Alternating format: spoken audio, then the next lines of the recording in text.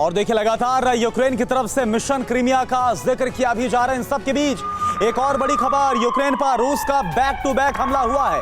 रूसी हमले में यूक्रेन की बख्तरबंद गाड़ी जिल 131 पूरी तरह से तबाह। ये उसी की तस्वीर, रूसी माइन ने तबाह किया यूक्रेन की बख्तरबंद गाड़ी को।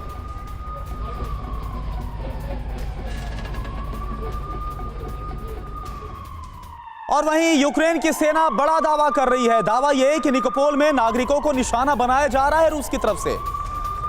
निप्रोपेट्रोवस्क इलाके में 24 घंटे में 5 रूसी हमले हुए और इन हमलों में नागरिकों को निशाना निकोपोल में रूस जानबूझकर बना रहा है।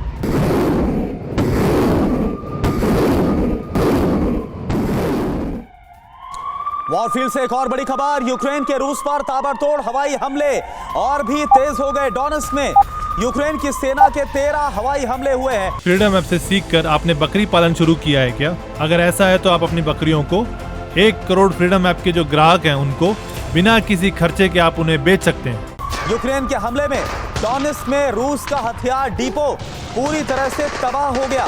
यूक्रेन के हवाई हमलों में रूसी सेना को भारी नुकसान का दावा डोनेट्स्क की तस्वीर दिखा रहे हैं, जहां पर रूस के ठिकानों पर यूक्रेन की तरफ से बारूद बरसाया गया।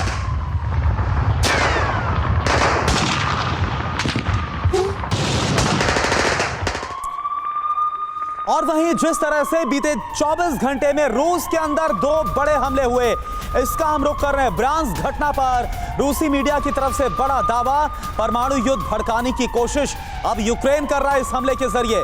ब्रांस्क घटना पर कड़ा रिएक्शन भी देगा रूस।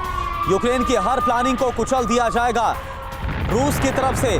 तो जैसा आपको पता है कि बीते 24 घंटे की बात की जाए तो एक बिल्कुल मॉस्को के करीब हुआ और एक जो दूसरा हमला है वो रूस और यूक्रेन के बॉर्डर पर अंजाम दिया गया रूस के अंदर, और इसको लेकर रूस काफी बुरी तरह से भड़का हुआ है।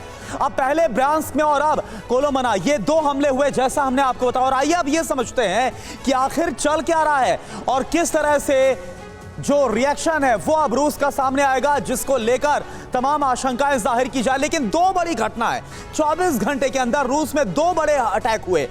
रूस के ब्रांस्क में घुसपैठ की गई, फायरिंग की गई। मॉस्को के पास कोलोमना में धमाका हुआ। और ये देखिए, ये जो दूसरा हमला है ये ड्रोन के जरिए हुआ है। अब ब्रांस्क में जो हमला हुआ वो आप समझिए, कुछ यूक्रेनी हथियारबंद सैनिक घुसपैठ करते हैं और इसके बाद इस पूरे हमले को अंजाम देते हैं। यूक्रेनियंस ने सिविलियन पर हमला किया, सिविलियंस को भी टारगेट पर लिया और इस हमले में एक व्यक्ति की मौत हो गई, इस बात का दावा किया जा रहा है, और एक बच्चा भी इस हमले में घायल हुआ है। यूक्रेनियों ने कुछ लोगों को बंधक भी बनाया इस हमले के दौरान। और क्या बड़ी बात आ रही है, रूस ने हमले को टेररिस्ट अटैक यानी कि एक आतंकवादी हमला करार दिया है यूक्रेन की तरफ से।